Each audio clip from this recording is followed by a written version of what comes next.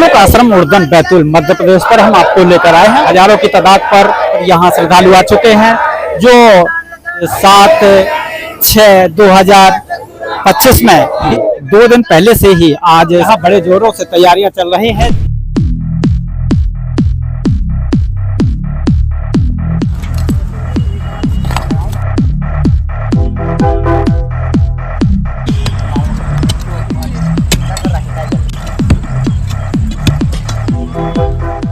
यहाँ बड़े जोरों से तैयारियां चल रही हैं। जो कबीर पंथ का यहाँ आश्रम है, जो कि कबीरा जब हम पैदा हुए लोग हंसे हम रोए, ऐसी करने कर चलो हम हंसे जग रोए।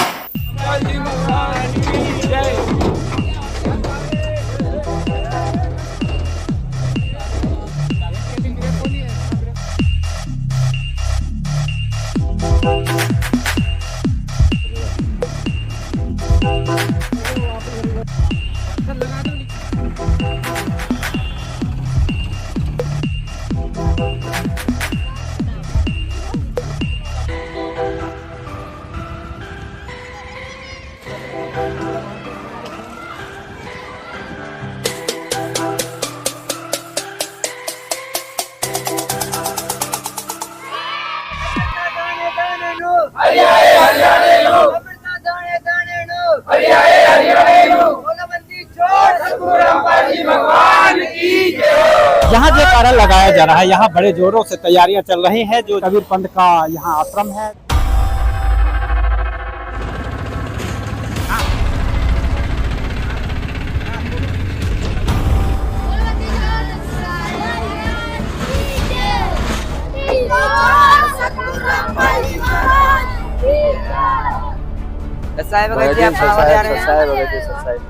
मिनट के लिए जाना है। नहीं भगत जी, गुरुजी का आदेश नहीं है। अभी समझ लाना था, 2 मिनट में आ जाएंगे हम तो। 2 मिनट में आ जाओगे। एक जन चले जाओ भगत जी। भगत जी आप जाइए, आप बैठिए। 628वां कबीर प्रकट दिवस के उपलक्ष्य में संत रामपाल जी महाराज जी के सानिध्य में यहाँ सम्मान मनाया जा रहा है।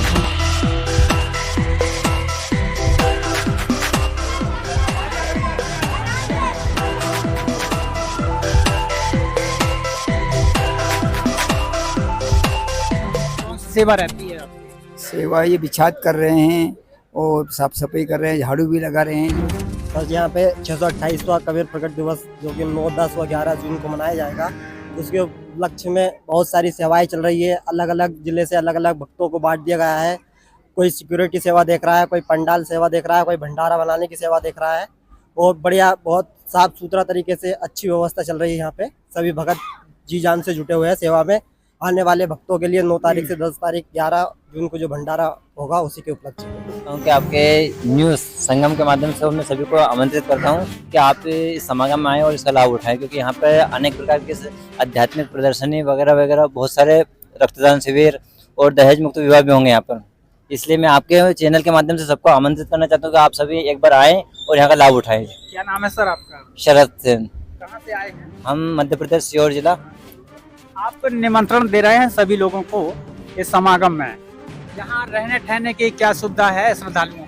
यहाँ पर रहने ठहरने के लिए विशेष प्रकार के पंडाल बनाए गए हैं और यहाँ पे बिल्कुल फ्री निःशुल्क है। यहाँ पर कोई चार्ज वगैरह नहीं लिया जाता है।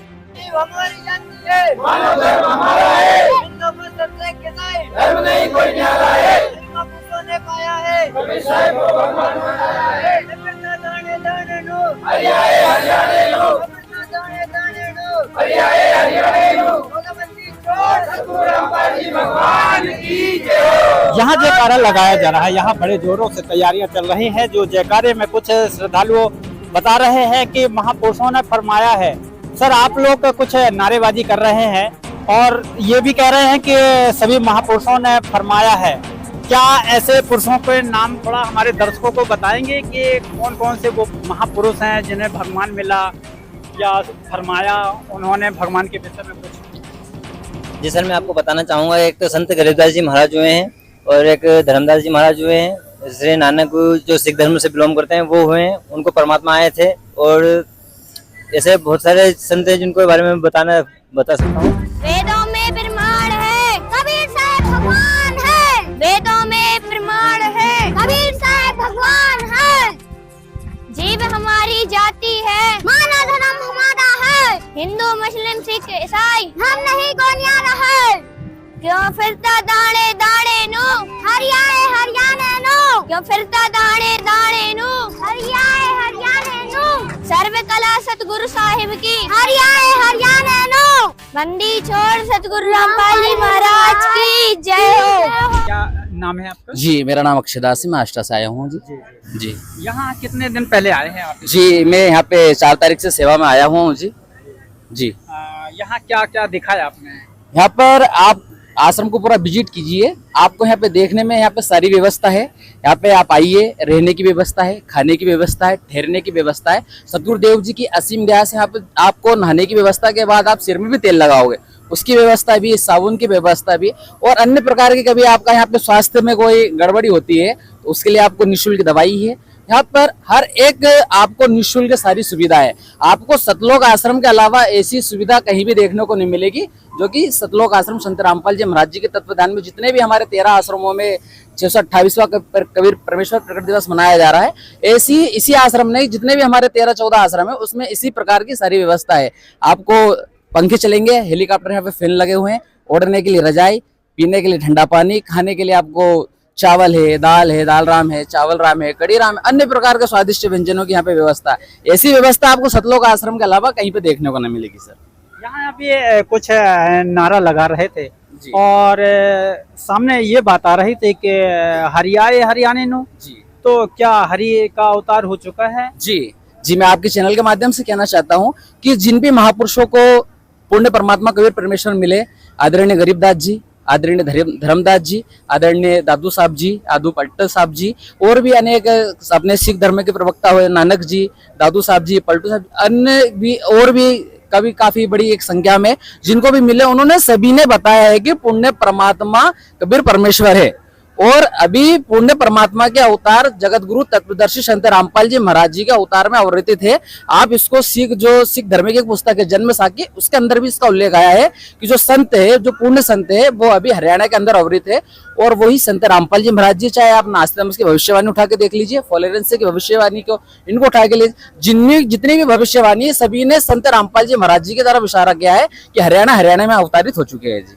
हमने तो सुना है दामाखेड़ा में जैसे कोई सदगुरु वगैरह हैं, और भी पंथ है जो गरीबदास जी के पंथ हैं।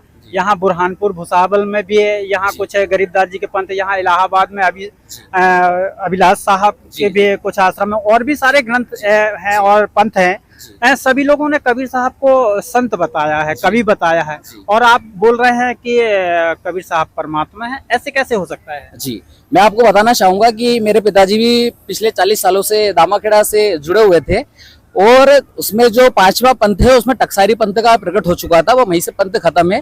क्योंकि आप कबीर सागर के अंदर भी देखोगे तो 12 पंथ काल के नाम से चले रखे हैं, और उनकी साधना विधि पूरी गलत है। क्योंकि कबीर सागर के अंदर प्रमाण आया है कि जो पूर्ण संत होगा, जो तत्वदर्शी संत होगा, जो कबीर पंथ का उत्थान करेगा वापिस, वो 3 बार में अपनी दीक्षा को पूर्ण करेगा। आप सभी का इतिहास देख लीजिए, अभी तक के वर्तमान की उनकी स्थिति देख लीजिए, जितने भी कबीर पंथ को फॉलो करते हुए आ रहा है, पहली बात तो कबीर पंथ ही नहीं है वो, क्योंकि कबीर पंथ का मतलब ये है कि कबीर साहब के बताए हुए पच्चीनों पे चलना। पर आप उनको देखिए, कबीर साहब बताते क्या हैं, वो करते क्या हैं, तो वो कबीर पंथी हो ही नहीं सकते, वो तो झूठे हैं। देखो भाई, कहीं ना कहीं ये तो चूक हो जाती है, क्योंकि अक्सर कर लोग अगर कोई हनुमान जी की पूजा करता है तो दूसरा हनुमान जी का जो भगत है उसका विरोध नहीं करता, लेकिन आप लोगों में देखा जाता है कि आप कबीर पंथ के ही हैं, और कबीर पंथ के ही कभी कभी कुछ निंदा के रूप में बातें कह देते हैं। सही क्या है, गलत क्या है? श्रद्धालु तो कहाँ जाएं, क्या करें? जी कबीर पंथ में एक वाणी है कि जो मम संत सत्य उपदेश सत नाम डरावे, बाके संग सब राग बढ़ावे। और ये वाणी यहाँ पे पूर्ण फिट बैठती है, पूर्ण तरीके से सच्चाई है कि जो पूर्ण संत होगा, जो इनकी सच्चाई बताएगा, उसके संग सब राग मतलब एक द्वेष रखेंगे, और उसके साथ साथ ये विरोध करेंगे उसका, सब विरोध करते हैं इसी कारण से। क्योंकि इनको जो सतनाम का है, इनको सतनाम की भी पूरी जानकारी नहीं है कि सतनाम लेने का है कि खाने का कि पीने का है, इनको सतनाम की भी जानकारी नहीं है। सतनाम का और सारनाम का सिर्फ वर्तमान में अभी पूर्ण संत हमारे संत रामपाल जी महाराज जी यहाँ पे प्रकट है, उन्हीं के पास उन्हीं को आदेश है। इनके अलावा विश्व में, इनके अलावा उस सतनाम का किसी को बेरा भी नहीं है, और ना ही उसकी इनको विधि पता है। आपका कहने का मतलब ये है कि असली और नकली गुरु भी होते हैं? जी बिल्कुल होते हैं, नकली भी होते हैं, असली भी होते हैं। और संत और असंत की पहचान है कि जो संत होगा, जो तत्वदर्शी संत होगा, वो तत्व को जानने वाला होगा। जो अपने सदग्रंथ है उसका वक्ता होगा, वो प्रवक्ता होगा, उनको जानने वाला होगा। तत्व ज्ञान का वो रहस्य को वो प्रकट करने वाला होगा, वो संत होगा। अभी तक सभी ने ग्रंथ रखे और उसको बांध रखा है, सिर पे लपेट कर रखा, खोला नहीं। खोलने वाले सिर्फ एक ही है, जगत गुरु तत्वदर्शी संत रामपाल जी महाराज। तो असली गुरु की पहचान क्या है? कबीर साहब ने बताया क्या है? जी, पूर्ण जो ही सदगुरु पुरा कहावे, जो दो अक्षर का भेद बतावे, एक छुड़ावे एक लगाए तो प्राणी निज घर को जावे। वो पूर्ण संत वही होगा जो दो अक्षर का मंत्र देगा। वो वर्तमान में हमारे गुरुजी हमें देते हैं और उसकी विधि बताएंगे। एक लगाएगा एक छुड़ाएगा, ये उनकी पहचान है। वो भी संत रामपाल जी महाराज जी बिल्कुल सटीक और फिट व्यक्ति है जी। तो देखा दर्शकों, यहाँ काफी श्रद्धालु यहाँ आ चुके हैं, जो यहाँ निःशुल्क सेवाएं चल रही हैं। यहाँ निःशुल्क रहने ठहरने की, खाने पीने की व्यवस्था है। यहाँ सभी तरह से बड़े जोरों से तैयारी चल रही है। आज के लिए इतना ही, नमस्कार।